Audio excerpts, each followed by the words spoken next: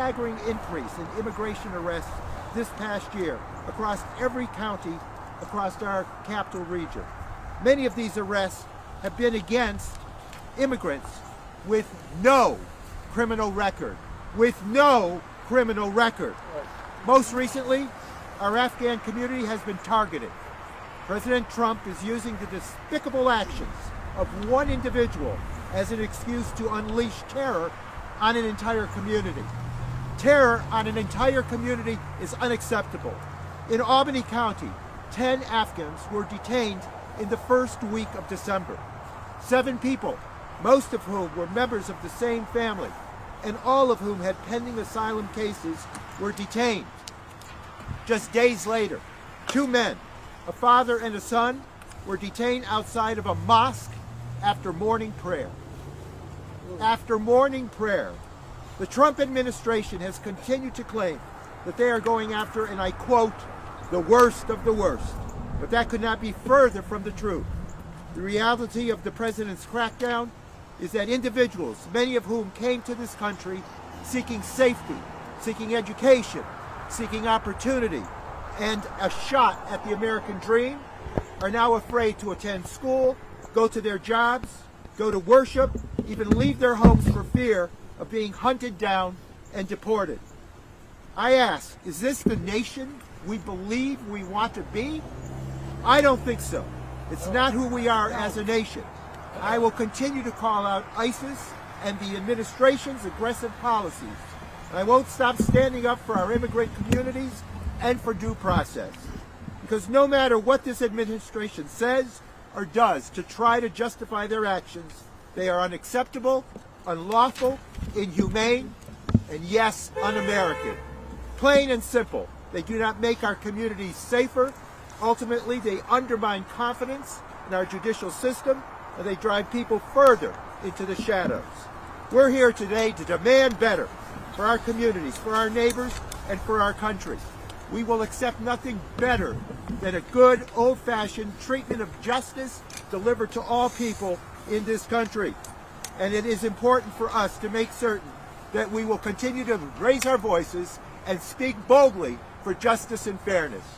Let me just say, so many faiths in this time of year are celebrating what are the light in their life. Whatever the faith, there is light that guides them as a theme.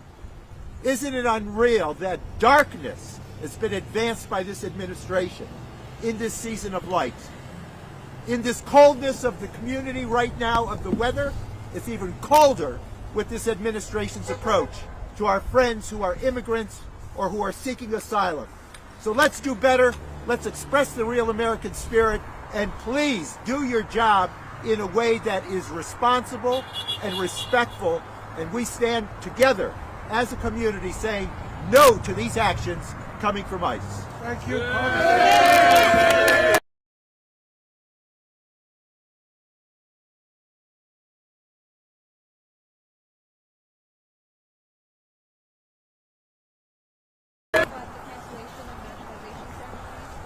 Yes, absolutely. You know, I try to attend as many as I can.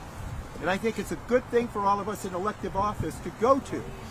I think as an elected individual, it's important to see what happens at these ceremonies, to witness the pride, undeniable pride, and the fact that people are so pleased that their entire family comes to this celebration. Oftentimes there's couples that are both being naturalized at the same time, or individuals who have come who have been naturalized and now have relatives that are becoming part of the American mosaic.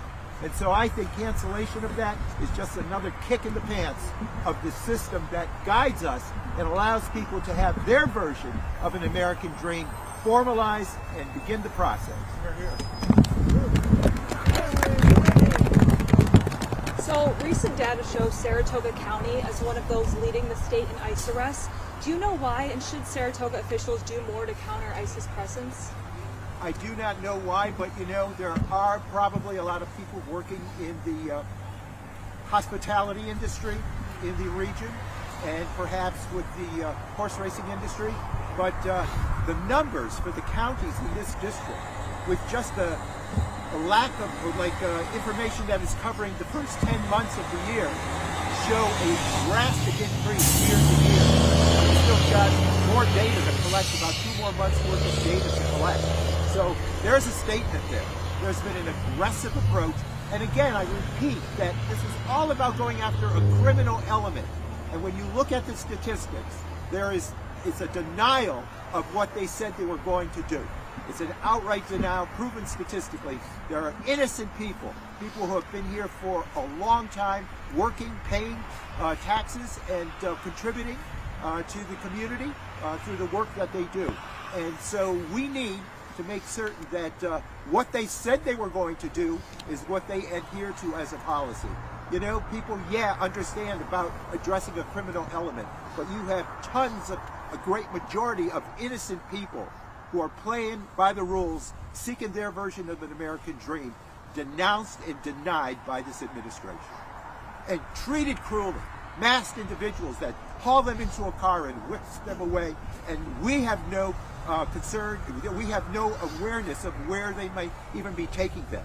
So, you know, I'm on legislation that will advance information exchange so that families can know where the detainees are and if they're transferred, and on legislation that says if you're showing up for your naturalization processes, that you can't be targeted by this group. They're setting people up as victims, having them come to a system of a process, and as they're there, targeting them as they're going through the process for naturalization. Unacceptable, un-American. Any other questions? Anyone want to tell us how cold it is? There's a burning feeling in the heart, though, for the people that should be treated justly. And that's why we're here. Okay. Thank you, everyone. One more your hand. Run free, hack free, scot free. Is there anything else we can do? Just keep raising your voices, you know. Keep the signs going, keep the voices bold, and keep mentioning to the